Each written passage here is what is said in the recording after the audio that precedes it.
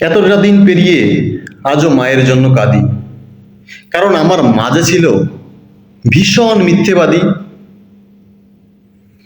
বাবা যেদিন মারা গেল, আমরা হলাম একা।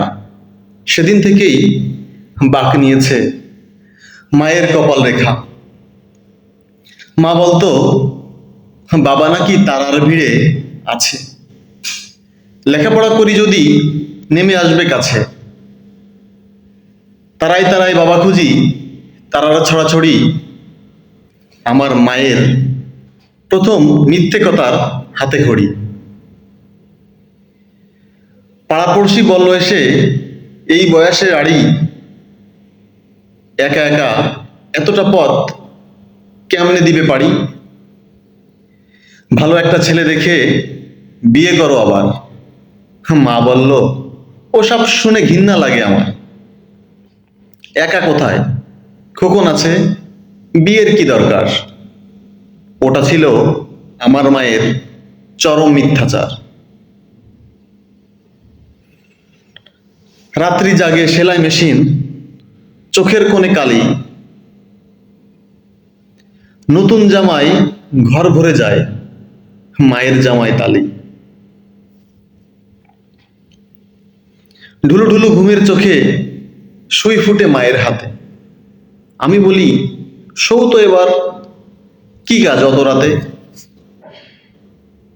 মা বলতো, ঘুম আসে না, শুয়ে কি লাভ বল।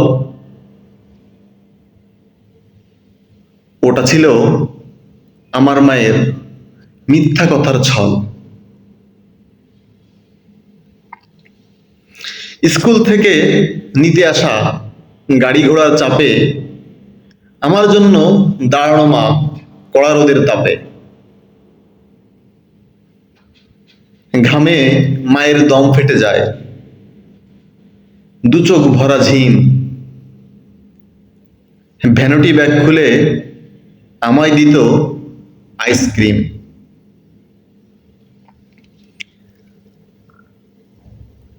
মায়ের দিকে বাড়িয়ে ধরে বলতাম, একটু নাও। মলিন হেসে মা বলতো, খাও তো বাবা খাও।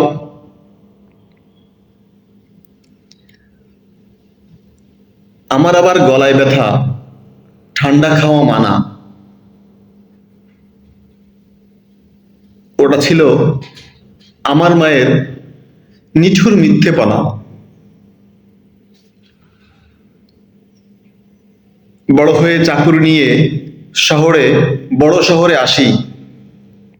টুকটুকে বউ ঘরে আমার, বউকে ভালোবাসি।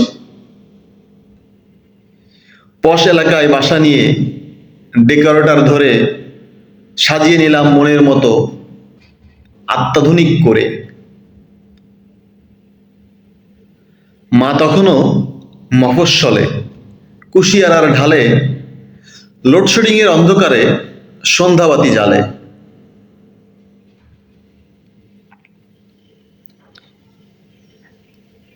নিয়ন বাতির ঢাকা শহর আলোয় ঝলমল। মাকে বলি, গঞ্জ ছেড়ে এবার ঢাকায় চল।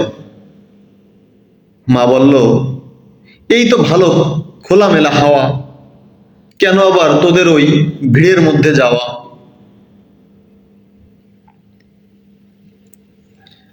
বদ্ধ ঘরে থাকলে আমার হাঁপানি ভাব হয়। ওটা ছিল আমার মায়ের মিথ্যে অভিনয়।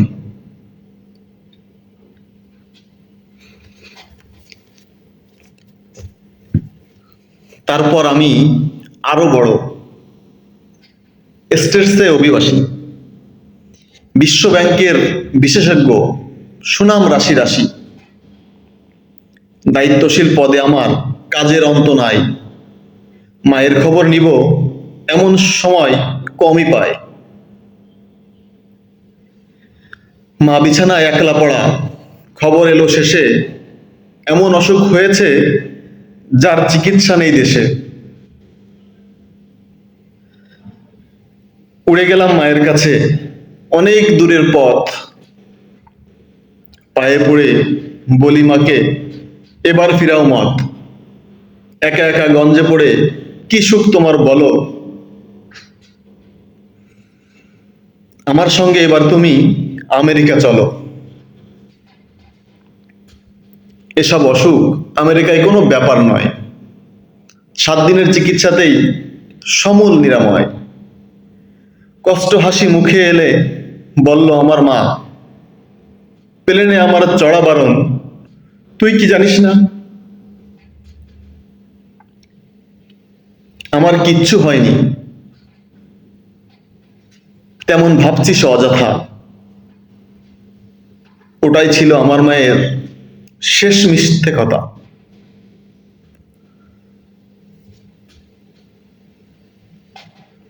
কদিন পরেই মারা গেল নিঠুর মিথ্যাবাদী। মিথ্যাবাদী মায়ের জন্য আজও আমি কাঁদি।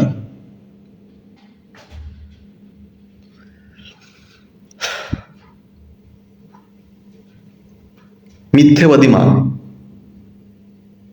কবি আদিত্য অনিক।